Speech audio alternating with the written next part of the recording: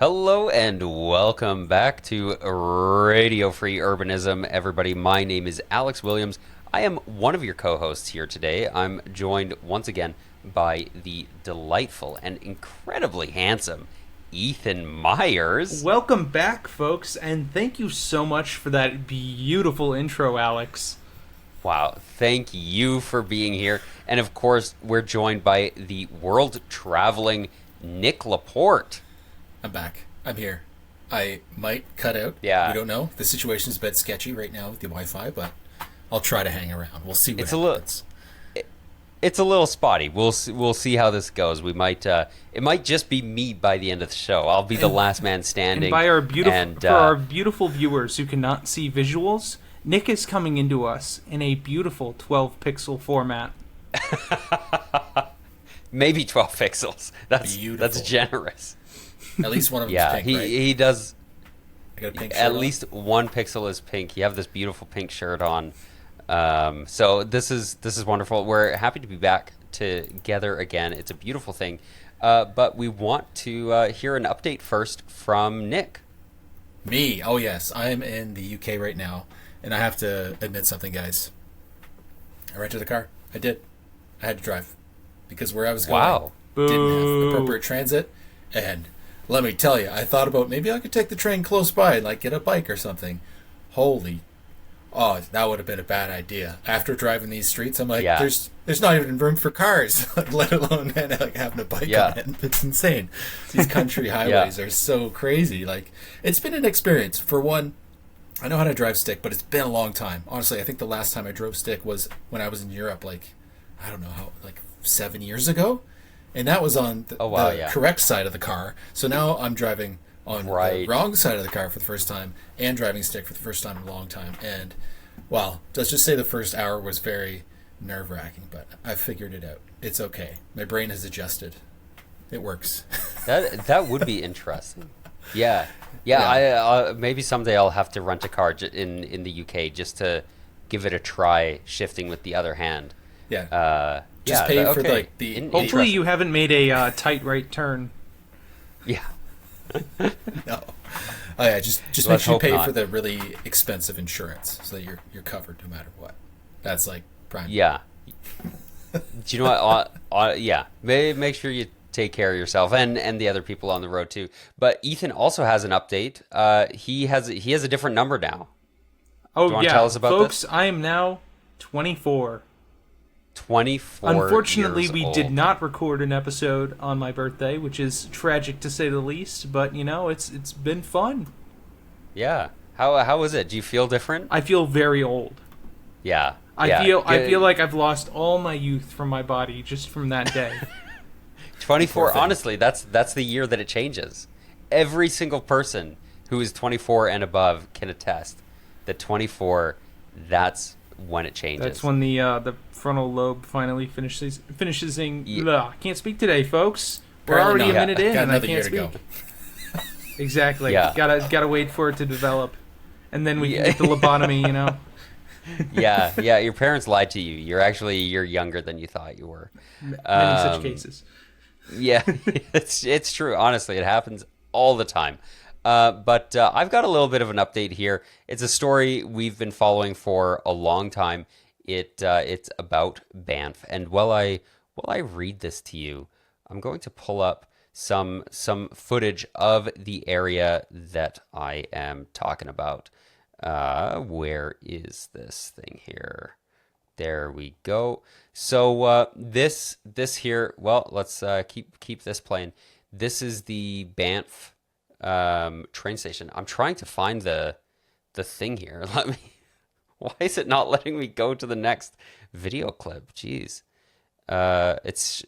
Okay. Actually, maybe if I go backwards. Okay, there we go. So this is the Banff rail station. Recently, the town of Banff has approved the area redevelopment plan for the railway lands.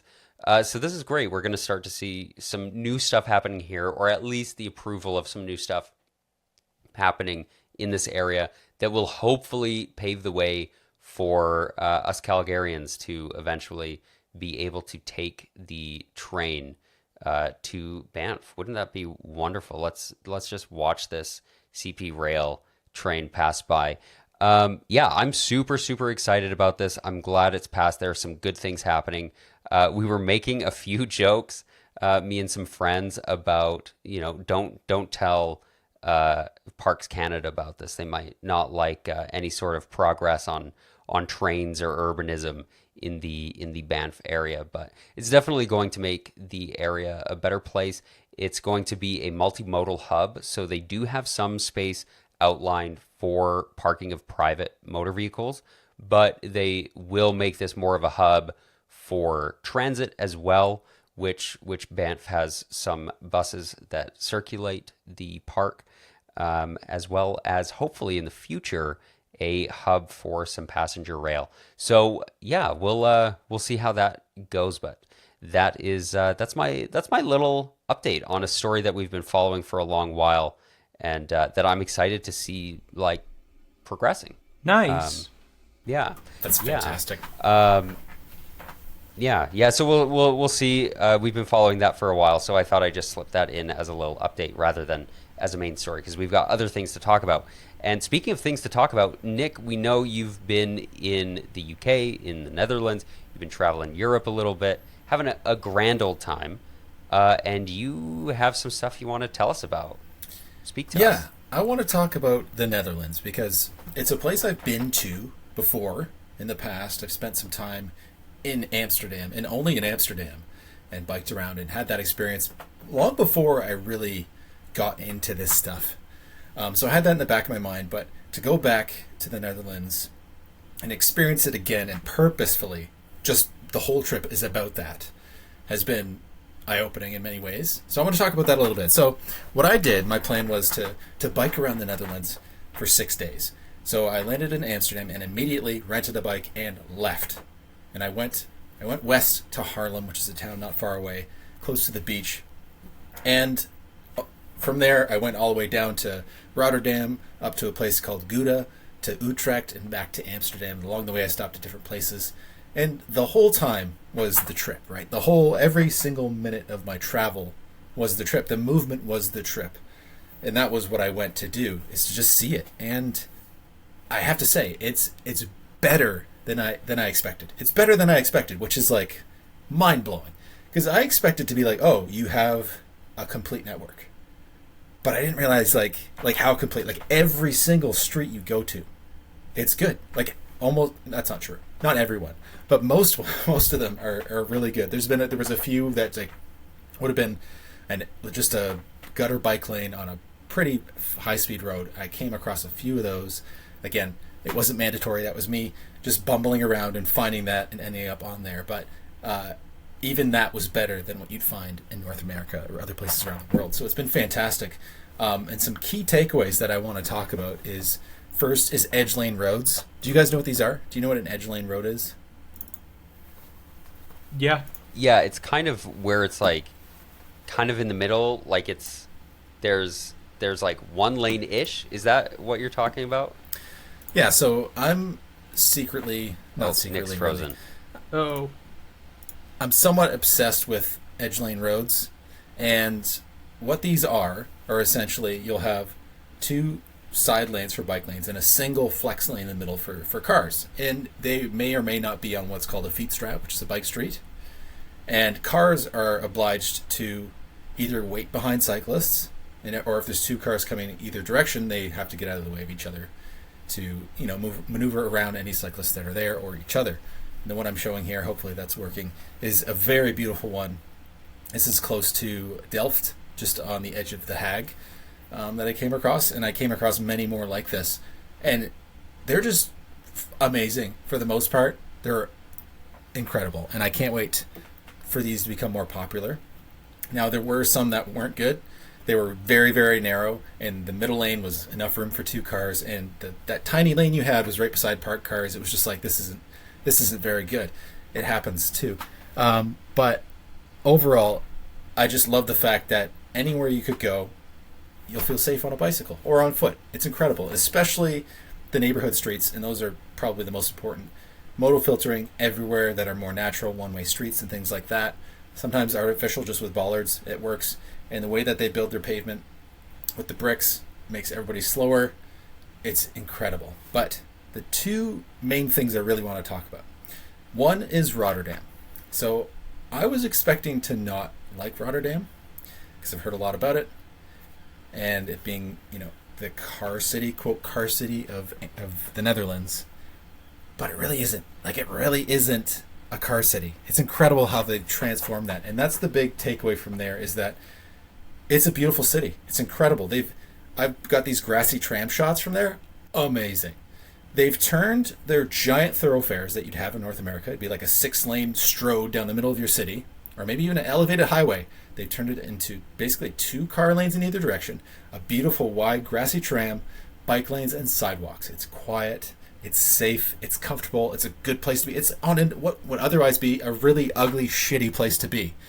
It's incredible. And that transformation that they've done there, I think really proves that we can do this in so many other cities. Because when you go there, you look up, and if you're not looking down and not listening, you look up, you're like, it just feels like a modern city, a lot of it. Just huge, massive buildings, because as we know, or you may not know, Rotterdam was absolutely flattened by the Nazis before their invasion of the Netherlands during the Second World War. So they rebuilt a car city. And I think we really need to focus on that when talking about these things, and to see how it can be done. It's not just the old European streets, it's the new European streets that they've made safe and comfortable and nice places to be. So Rotterdam's awesome. And number 2 is a small town called Houten. So Houten is a small town that's just outside of Utrecht. Utrecht is not far from Amsterdam. Utrecht is the cycling capital of the world. It's amazing. But Houten is a purpose-built, quote-unquote, car-free city. It is not car-free. It's a quote-unquote 15-minute city. It's a purpose-built city. That's it. It was artificially made. So I went here. I was very curious about it. It's shaped like an hourglass, sort of, if you look at it on a map. And it's secluded. It's just like, here's that shape, and then it's farm fields around it. It's super unusual. So going there, it felt modern, but at the same time, it was incredible to see how this can be done. You could make an exurb that's a nice place to live. It's walkable, it's bikeable, and affordable too. I mean, it's not that affordable right now, but anyway, it's worth checking out. I really want to make a video about Houten because it's an incredible opportunity for us to build places when we want to expand, especially as North America keeps expanding. You want to build another suburb? Just keep doing the same thing. We can build new places that are actually good. And I know it's a meme for these urbanists to talk about, hey, let's go out and build our own city. It's actually possible. It is actually possible. But I don't know if you guys have any questions about this. I'm just rambling now. I'm so hot. They don't have AC in England. It's ridiculous. Yeah. And that's why Europe sucks, because we have AC out here in North America. Boom. Land of the free, baby. Yeah. Take that, Europores. I really I loved my own visit to the Netherlands. What you're talking about with those like single car lane with a bike lane on either side. I really like those. I saw something similar-ish, something that operates in a similar way in Cardiff, and I think that's a really good.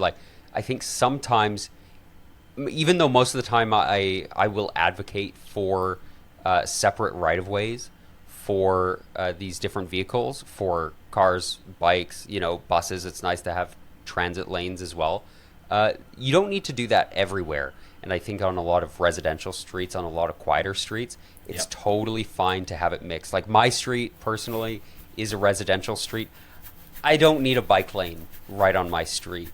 That said, making the built environment in a way that makes it comfortable for people to travel through with a variety of modes.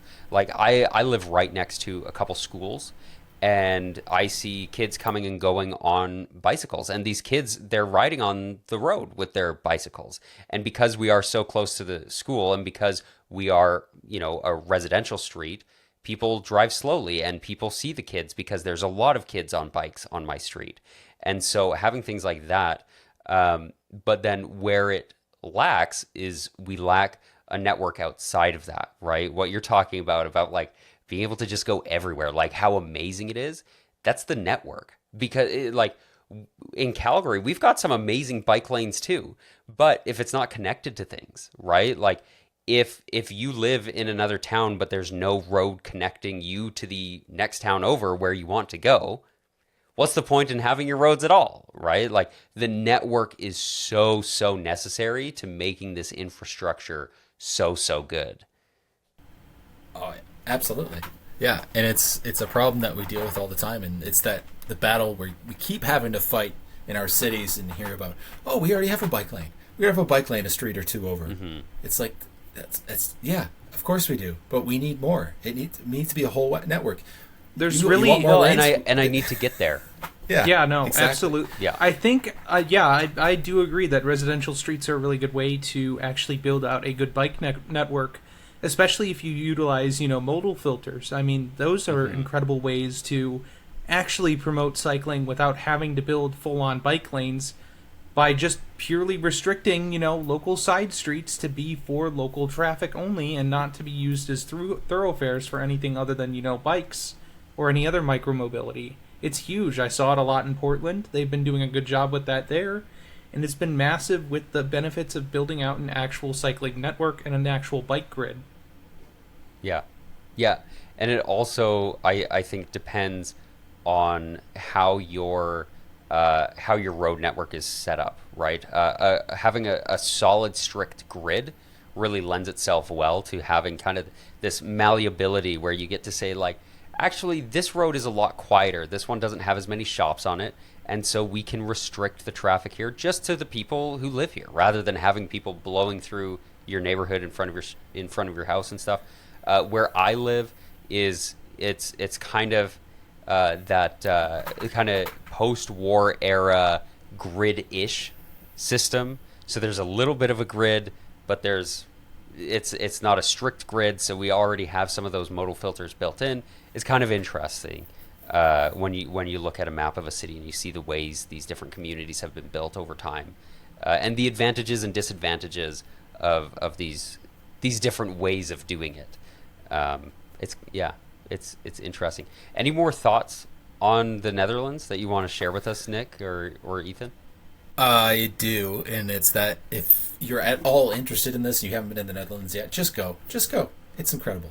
It's amazing. Go bike somewhere, rent a bike, even if it's just for a couple days. You're in Amsterdam, just checking it out. Amsterdam's like my least favorite place to cycle in the Netherlands now, like 100%. Like, I've experienced so much more. There's better places to go than Amsterdam. Utrecht, go there. Just go to one, go to Utrecht. It's like a reasonably sized city. It's got a lot of the things you might like to see in Amsterdam, and it's wild. Like the amount of people cycling around, it's incredible. Yeah. And especially the fact or that go literally pick a random small town too. Like just like literally go anywhere in the Netherlands and you'll probably anywhere feel like it's a special treat. Yeah. And it is incredible. And the one last thing too is I posted a small little short about, it was a meme basically about cycling on a bicycle highway that they have that connect all of these towns together in one way or another, and a lot of them are very secluded. Like the one I showed in the video was from Haarlem to The Hague, basically in that direction along the coast. There's no roads anywhere near there, like kilometers away. There's nothing near you, so it's super secluded. It's like purpose-built, multi-use pathway, mostly just bicycles going back and forth. And people commented, they're like, we already have those. I'm like, yeah, I mean, I grew up with one near me in Kingsville, Ontario, in Essex County. There was a rails to trail, and I could bike to the other small town where my other family members live, and I did it a few times. Yes. However, the biggest point is, when you get there, is there a complete network to bike around? I think that's what makes it so much easier to actually use these, is when you get off, you can still bike around and feel safe. Yeah, it's also a lot of them are built purely as recreational trails out here, so they're not really connecting you from point A to point B. Now, you might actually have some that are good. I grew up next to one that was actually really effective at moving people between places where, people actually lived and people actually worked. But that's more the exception to the rule in the U.S. most of the time. it's really just recreational, and you're mostly just taking it to, like a park. Yeah, and we need to think about this as not just recreational, but actually as a useful tool for getting you places efficiently and comfortably. Because most of the trips that you make are not that long. It's also good for reducing healthcare costs. It's good for reducing wear and tear on infrastructure. There are a lot of benefits to having a good cycling network. But we're going to move on to the next story, which is brought to us by the delightful Ethan. So, gentlemen, I'm going to start this out with a question for y'all. Have you ever dealt with a transit situation where you just can't find what platform or station to go to? Or you've been confused? Actually, not that much, actually. There's Most Nick. of the places I've been, I bet you the Underground's probably done that to him. Actually, the London Underground's kind of crazy, but I felt when I was taking the Underground, I felt like it was pretty, like they do a pretty good job. It's crazy, but like the signs are pretty clear, and you follow the crowd, like you'll get there. I feel like. Well, I didn't have any problems in London. Where'd you have problems, Nick? Tokyo. Holy crap. Shinjuku Station. Holy shit. Actually, Not Just Bikes made a video about it recently. About how even locals get confused. It's insane. Yeah. That one's a bit tough. Anyway, continue. Well, guys, imagine you're trying to get on a train, and there are 4 other stations with the exact same name as the station that you're looking for. This sounds ridiculous, right? Like 4 stations all with the exact same name. Yeah. This is actually now the case in Chicago with one other station name. So Chicago's building an infill station to deal with convention traffic for the Democratic National Convention that's going to happen. So this new station that's going to open up is off of Damon Avenue, right on the Green Line. So they went with the name Damon. Problem is, Damon is shared with 4 different other station names. And what's even crazier is that this is not the only place, or this is not the only station that shares names, because in Chicago there are 7 stations in the city that are named after Western Avenue, 2 of which are on the exact same line, the Blue Line. And so this really kind of brings up the concept of wayfinding, finding your way around a transit system, because let's be honest, not everybody's going to be taking the system regularly. They're not going to know all the quirks of it. And I think signage and naming is a really good way on how to help people find out where they're going to. And naming a bunch of stations the exact same name really isn't going to help out with that one. At least in my perspective, having multiple stations with the exact same name, on the same lines too, or within close distance of each other, not exactly, incredible, planning when it comes to it. And that's how you really confuse a lot of people. But, I wanted to hear your guys' thoughts on it. How do you think this is going to impact, like new riders and stuff like that? They're going to see, stations with the exact same name, and they're just going to go, huh? Yeah, no, I'll let you go ahead first, Nick. That'll mess you up, because, I was thinking when I was in London the other day, I was riding along, and, how you look at the transit map, which, it's just a line, and it has a bunch of station names along the way, so you're like, which do I go? Is it this platform or that one? You just look at the arrow, and it points towards, I need to go to wherever, Notting Hill. I'm like, okay, it's there. But if you have Damon on, both sides of it, you'd be like, wait, huh? How would you figure that out? Yeah, that's problematic. How could they just not come up with another name? Is it that hard? It's pretty easy to do. I mean, you could just literally just go with Damon and then the closest cross street. Yeah, or literally, you could name it anything. You name it after local destinations. You have a naming convention. You have well, these are the names. This is what we usually call these things, right? But you could literally name it anything. You could name it Poopyville, and that would be better, because at least somebody then knows, I need to go to Poopyville station. I know what station to get off at. Instead, you're talking to your friend, and they're like, yeah, I'm at Damon station, and it's like, which one? Where am I going? What makes this so much worse, too, I've been withholding this from you guys, but there are actually stations named after the cross streets. So there are stations named Adams and Wabash, State and Lake, Yeah, so there are stations that actually do have separate names of the cross streets or, local local destinations nearby, but they still went with the naming convention of, you know what? Let's just give them all the same name, because why not make transit a little bit harder for people? I mean, I get it. And this may sound like wild. a little bit of a nitpick here, but I mean, I think wayfinding is incredibly important for any kind of transit. I mean, if you're just confusing riders with that, I mean, you're really doing yourself a disservice, and you're kind of kneecapping your own, ability to generate new riders. Yeah, that's really really wild. Because I can appreciate kind of having some consistency because you want it to be relevant to the place where it is, right? That's why some of our stations in Calgary have two names to it, right? There's SAIT and Alberta Jubilee, there's SAIT and Jubilee Station, and these different stations, they'll sometimes have two names because it's this is where you are, right? It's a descriptor, right? So I can appreciate trying to stick with that naming convention and how it might get confusing if you deviate from that as an exception. But when it comes down to it, when you're in the UK, you don't care really oh, I need to get off at Piccadilly, I need to get off at King's Cross. I don't know what those mean or why they're relevant to what that name is, but that's the station that I need to get off at, and I want to look on a map and be able to see that. The other day on the C train, this guy asked me, he said, hey, do you know, how do I get to Rundle Station? I need to go to Rundle Station, is what he says.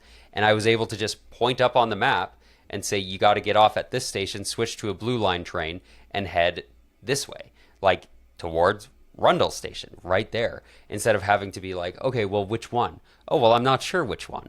Okay, well, do you want to go to the bank, or are you looking for an office tower? Maybe you're looking for the soccer stadium. Which Rundle Station are you looking for, sir? Right? Having this clear information is more important than having it be magically and intrinsically connected to the street grid. I think the way that probably Tokyo the worst does it. part about this too. Yeah. The worst part about this too is that we have seen that they do know how to do this. They actually have a station called Harold Washington Library, State in Van Buren. So it's got two different names.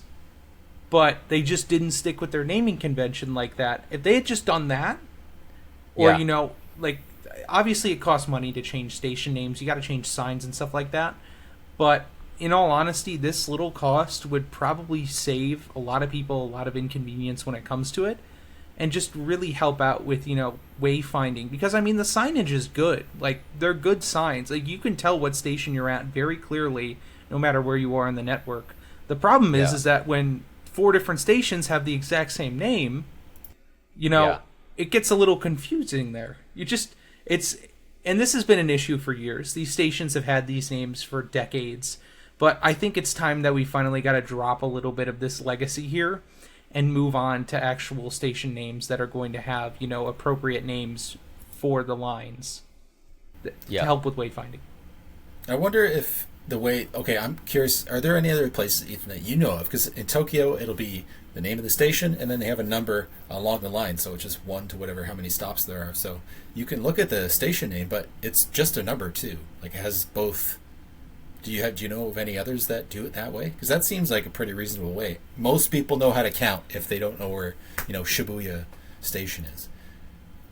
New York doesn't do it. London doesn't do that, I don't believe. But, it would probably be very helpful for, especially international riders who don't speak the exact same language as the system to actually be able to adapt to that rather quickly rather than having to remember station names. Because, it can get kind of confusing. I don't blame people for not knowing all the station names in a network. And overall, just making wayfinding makes transit more accessible for people to use no matter where they're going.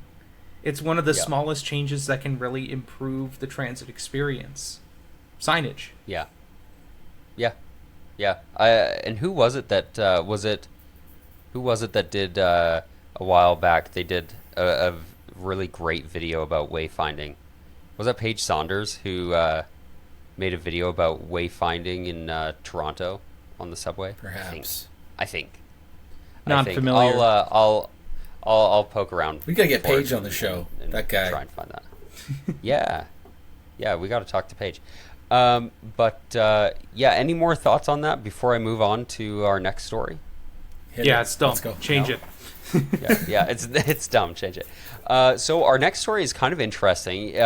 It's a little bit more tangentially related to transit, but I think it's a really important story and quite unique, actually, as far as what we've talked about here. And that is that Hawaii agrees to groundbreaking settlement of youth climate change case. So I'm sure people have heard about this, at least a little bit, about some youth in Hawaii going and challenging the government, suing the government for their inaction on climate policies and the like. I'll read a little bit from this Reuters article. The plaintiffs, age 9 to 18 when the case was filed, argued that the state was violating a right guaranteed by the Hawaii Constitution to a clean and healthful environment and its constitutional duty to, quote, conserve and protect Hawaii's natural beauty and all natural resources. It goes on, the state spent $3 million fighting the case and seeking its dismissal, arguing the zero emissions target and other state laws adopted by the state legislature promoting reduced carbon emissions were aspirational and could not form the basis of claiming the state was violating the young people's rights. But Judge Jeffrey Crabtree in Honolulu rejected that argument in April 2023, saying the laws required timely planning and action to address climate change and that the state's inaction has already harmed plaintiffs.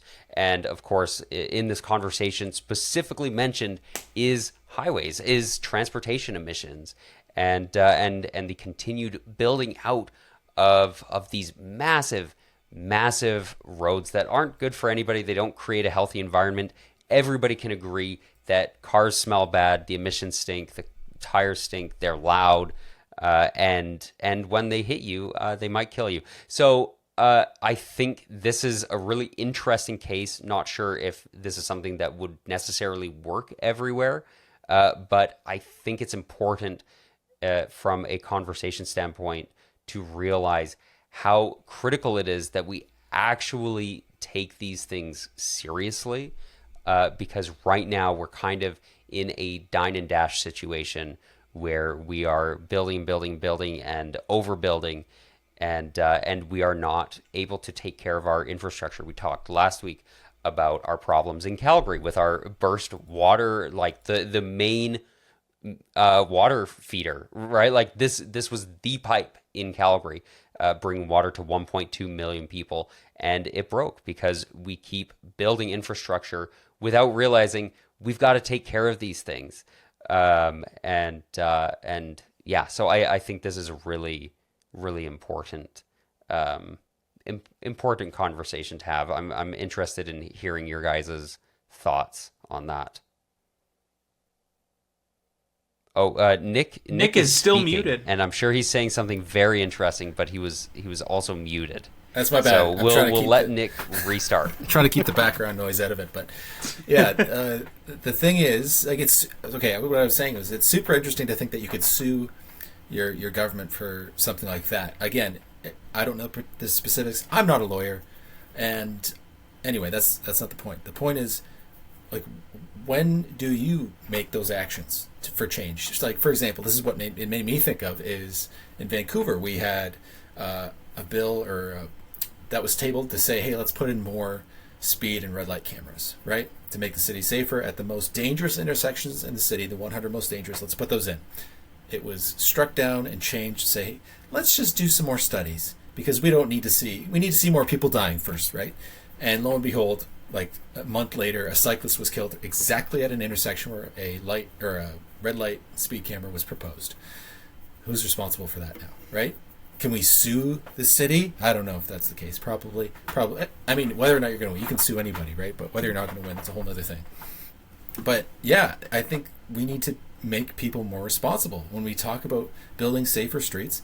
And this is something that I know Chuck Marohn talks about in his book, Confessions of a Recovering Engineer. And then there's a book that came out not too long ago. I need to read it. I think it's called Killed by an Engineer, right?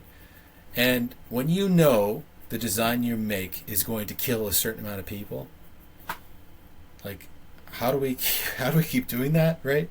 Or if we're building our streets in a way that's going to make more noise, make more pollution, how does somebody not held responsible? So I'm very curious to see where this goes. This is very interesting.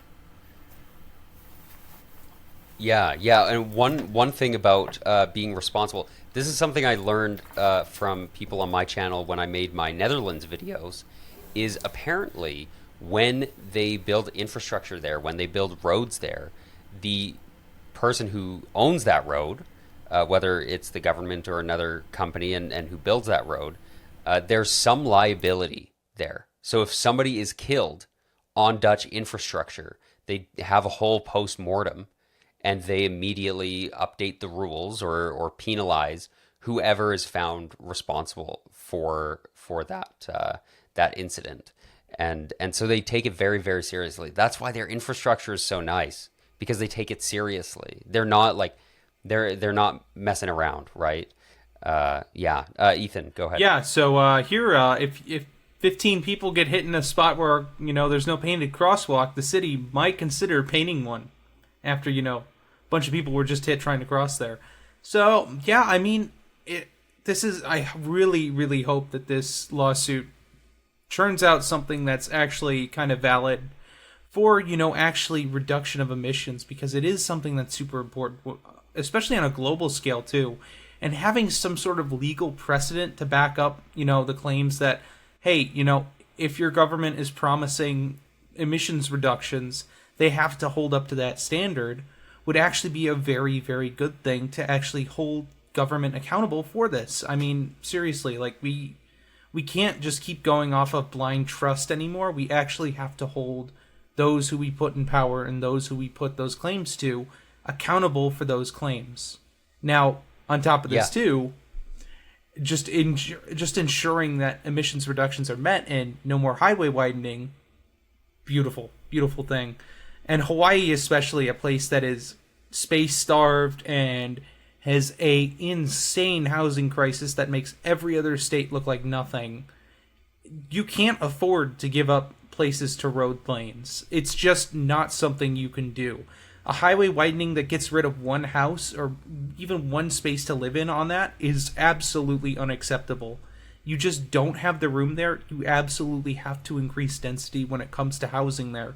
And even if you're building public transit or bike lanes, you have to work in the existing space that you have.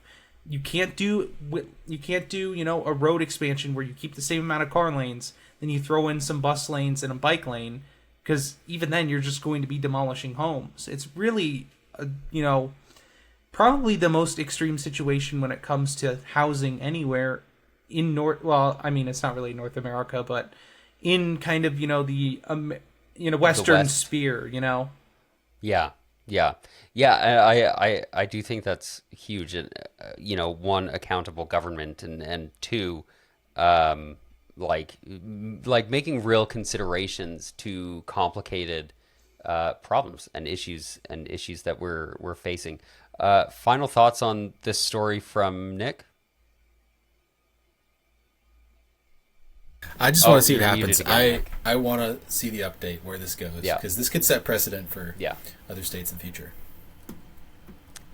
Yeah, it will be really interesting to see. So, we'll keep on that and see if something more comes out of that. But in the meantime, we're gonna go to listener comments, and Ethan's gonna start us off. That's right. I'm going to start us off here. This is a wonderful comment from frequent listener History Leisure, and they said, the drive-thrus at some banks in my area, parentheses, my local Wells Fargo has another ATM where you can park and walk up on the other side, as well as drive up on one, are closed, and my mom works at a non-profit.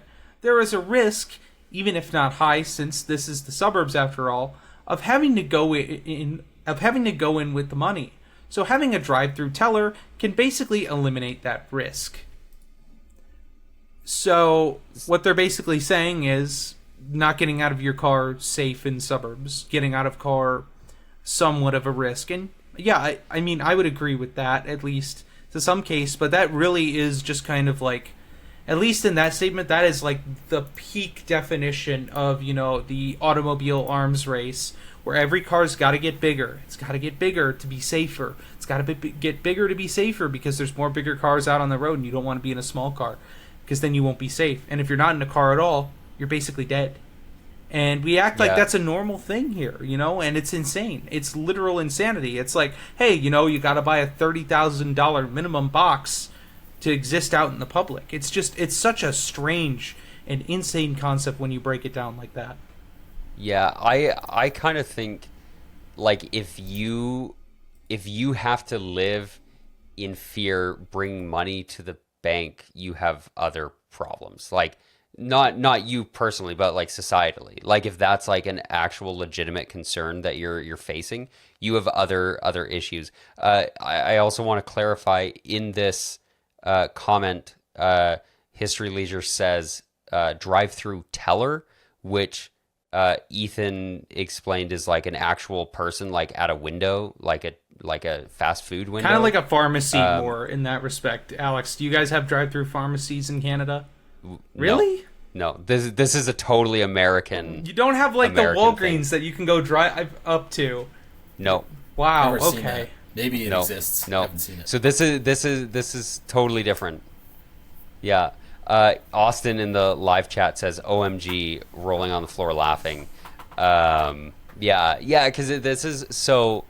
Yeah, I have seen a drive-through Walgreens in the U.S., but not in Canada. So this is kind of an interesting thing because the only drive-through banks I've been to, it's just an ATM that you drive up to. Like you don't talk to anybody. It's literally just an ATM that you drive up to. So this is kind of interesting, and I can appreciate where maybe your mom is coming from on this one, but I think if you're worried about like taking money to the bank in a suburb, if that's like a real fear that you have, there are other issues that maybe need to be resolved. Like if that's a problem, if like getting out of your car with money is an issue. Am I crazy for thinking that? Wait to steel man the argument. I appreciate that. That's what we need to do, right? We need to steel man the argument so that we can make better arguments. I don't think you're crazy. That was my first thought. It's like, what are more problems in our society that need to be fixed so that's not happening? And it's not to say that, like, if we made everything a utopia, car-free city, crime wouldn't be happening. That's not the case either. However, I think it could help in a lot of ways, especially with homelessness. And homelessness goes up, crime goes up. You make more. Your city's expensive. Look at Honolulu, right? How much space they have for cars. Yeah. It's a pretty car-dominated city. I'm sure the crime would go down if they stopped relying on cars so much there. Maybe. Yeah. And it might not even necessarily be connected. We'll give Ethan the last word on this one before he passes this off to Nick for our next comment. I just need to bring up more drive-through insanity for you guys. Here's a fun one y'all have probably never heard of. Have you ever heard of a booze through? Yes, I have. Drive-through liquor store. That's a thing in the U.S. It's actually a very southern thing, but we also have drive-through convenience stores as well, too. Meaning that if you just want to knock it out of your car, pick up some snacks, guess what? You don't have to get out. You just pull up in there, you pick what snacks you want, they give them to you, you pay, you're out of there. It's beautiful. It's true American convenience and the maximum amount of freedom anybody could ever have. You Euros, oh my God, you're missing out so much. You're like total oppression. It's going to be Wall-E soon enough. We'll just be going around in our little floaty chairs, just staring at the screens. not have to ever get up, and walk around. One other one though. Yeah, that drive-through dispensary. Ran into one of those too. Oh yeah, that's not surprising. Yeah, people drive better. It's been studied. Well, it's been studied. People who drive high regularly drive better than people who drive. At least that much. I don't. Is this I don't true? recommend Is this it. a real study? Yes, it has been studied. Do not drive while impaired by anything. I'm very suspicious. Don't drive I'm very sleepy. suspicious. Don't drive high. Don't drive drunk. Yeah. We have to say this. No matter what the study says. When you are driving, when you are driving, you should be focused on driving. But with that, we're gonna go on to the next thing. Maybe we'll talk about this again. But Nick, go ahead with our question from Jen. Indeed, this one is from Jen Hall, friend of the show. She says, "Summer is here and temperatures are rising. How do all of you keep cool and sunburn free when walking, rolling, and taking transit?" Who wants to start? I have a cute hat I wear when I'm walking, and I also have sunglasses. Or I have sunglasses and sunscreen. Yeah, I'm the same. Yeah, that's what I do. I go pretty crazy with the sunscreen. I always have some on me. Anytime, like, I go play some pitch and putt with my friends, they know that, hey, Nick, you got sunscreen? It's like, you know I do. I always do. I have a skin condition, as you can see. That's why my beard hair is white. It's not just because I'm old. It's been that way forever, even when I was a kid. The skin doesn't tan there, so to have, like, splotchy skin. And so from an early age, I was like, my mom's like, make sure you put it on, because, like, it's very sensitive to the sun. I definitely do that. And I wear a hat. I hate wearing hats, but because of the sun, I wear a ball cap in the summer. Yeah, for sure. Keeping cool though. Ride a electric scooter. That's what I would recommend. Yeah. Less effort. Yeah. Ride an electric scooter, hold your arms up a little bit. Yeah. I'm so ashamed of y'all. Y'all forgot the one main thing. Drink water. What's the one main thing? Wow. Oh my goodness. I drink a ton of water this time of year. I'm going through, water bottles like no tomorrow, but one of my big things to add on, to sunscreen, everything like that, is usually if I have to go out this time of year, especially when it's, 110 in the Southwest, I will throw on a long sleeve shirt. I actually do have some long sleeve, very flowing shirts. So that way it reflects the sunlight, so I'm not getting sun on my arms. And I can also, keep that breeziness, so that way it, doesn't get super hot. Because honestly, the more you block out the sun from your skin, the better. At least this time of year where I am. It's better to do that than to, go t-shirt and shorts, which is what I'm doing right now. But, I'm not outside, so. Yeah. I think I like the idea of a nice long sleeve flowy shirt, like maybe a white linen, and I could look like a pirate. I don't want to be a pirate. I like that.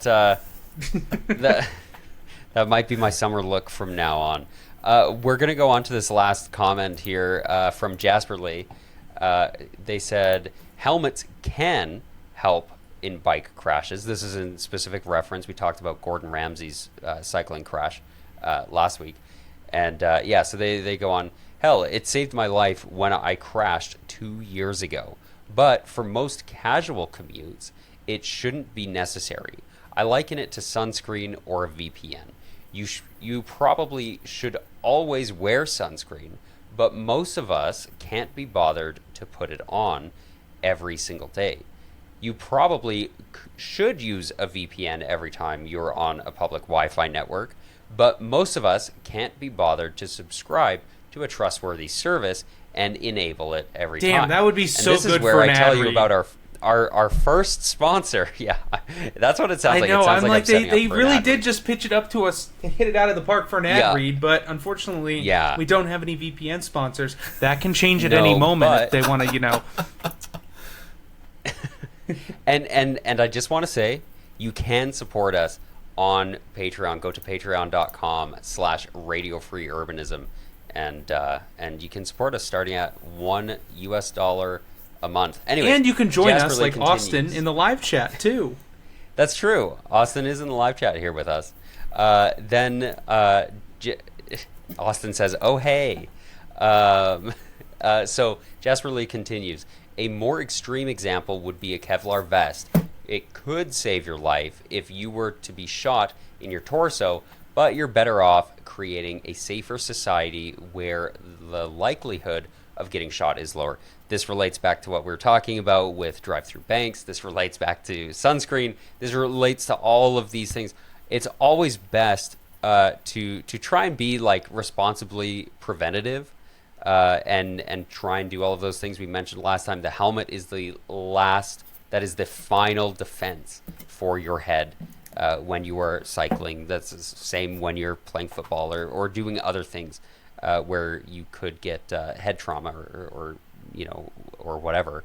But the ideal situation is building in systems that keep you from getting to that situation. And I'll say when we talk about urbanist things as well, it's about, again, with the failed infrastructure, it's about building in systems where you don't have to worry as much about the most traumatic case because you thought about all these other situations and ways that you can kind of protect whatever it is you're trying to protect, which in this case is your body.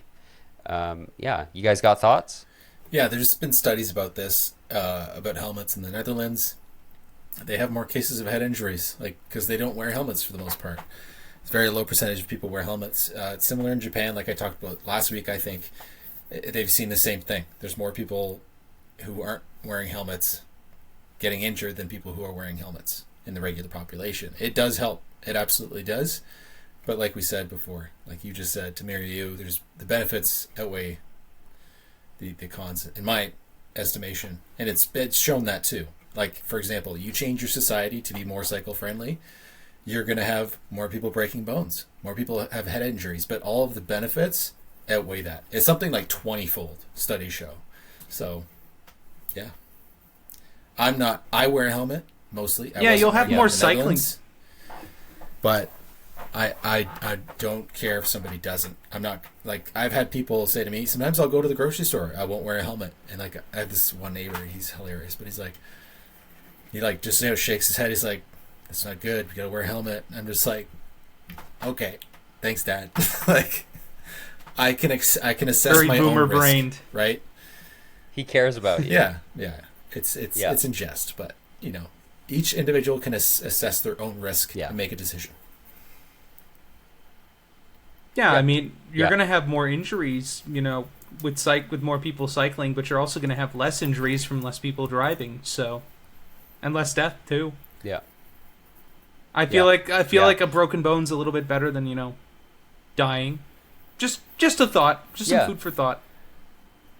Yeah, well, and I mean, not to mention the health impacts, the broad health impacts of getting around your city in a more active way. You save a lot on healthcare costs, which is great.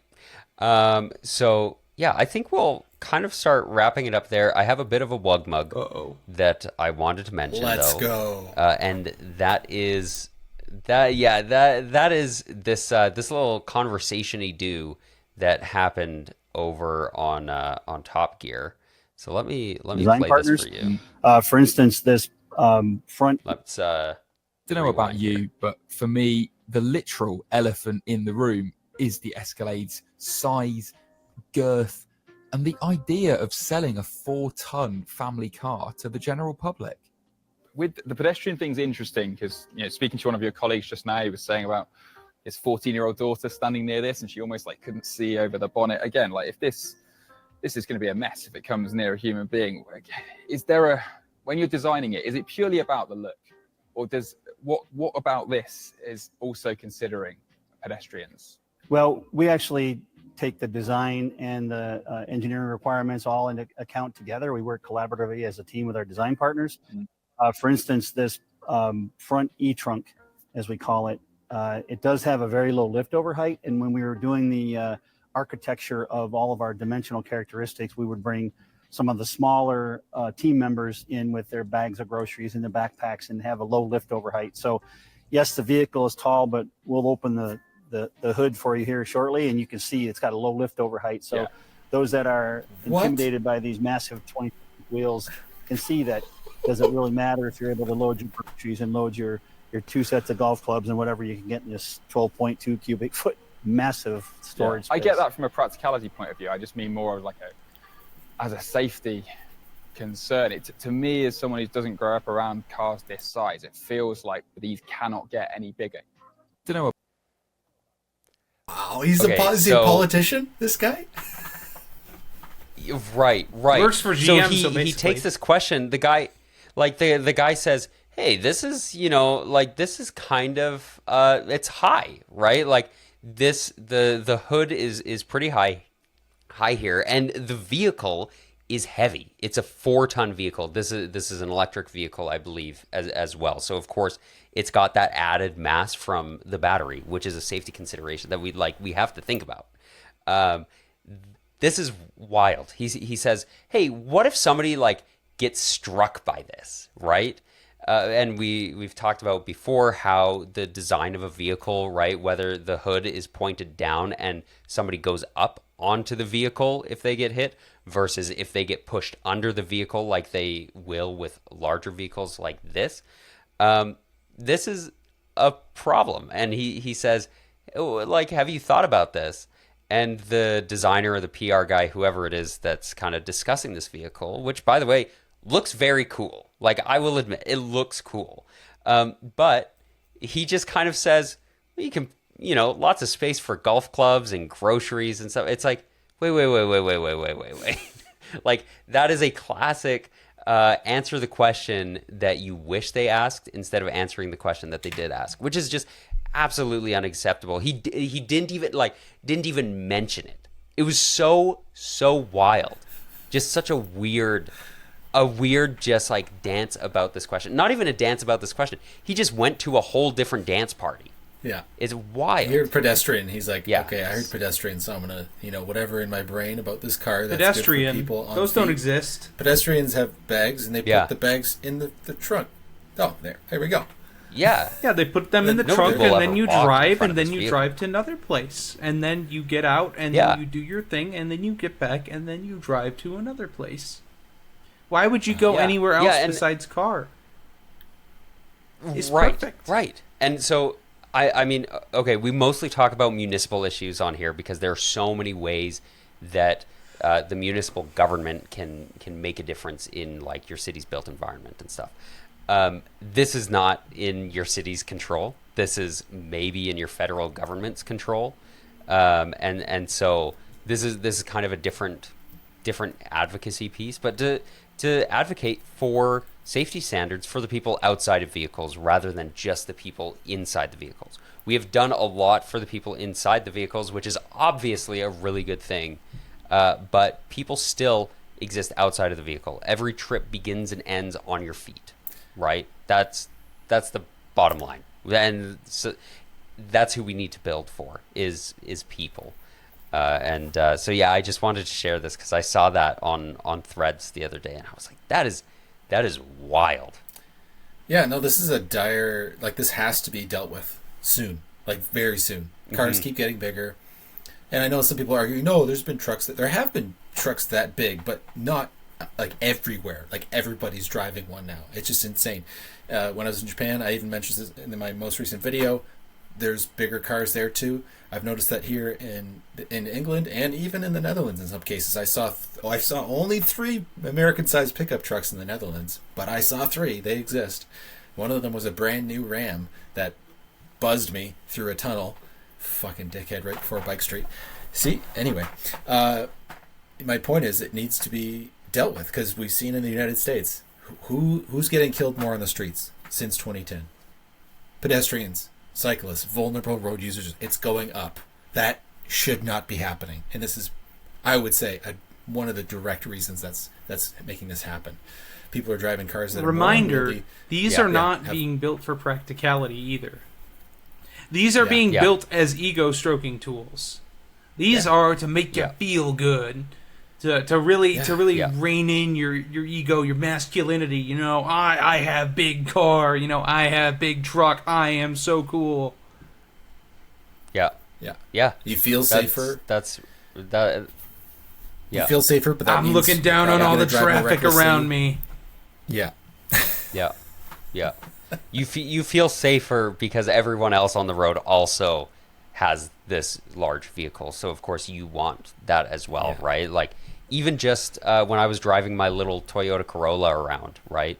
Having people, their bright lights shining in my eyes just made me want to get a higher up vehicle so that I didn't have those lights right in my eyes.